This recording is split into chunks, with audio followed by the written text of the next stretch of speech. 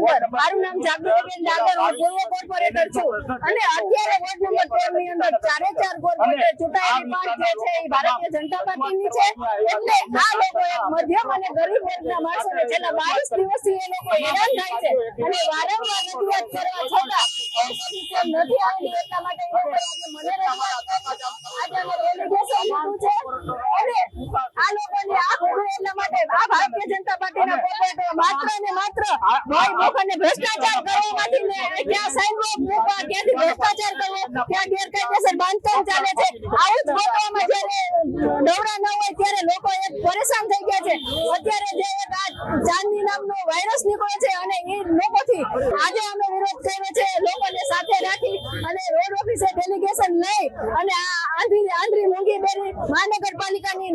આંખ ઉઘાડવા માટેનો આજનો અમારો વિરોધ છે અને લોકોને ન્યાય મળે એના માટેનો વિરોધ છે।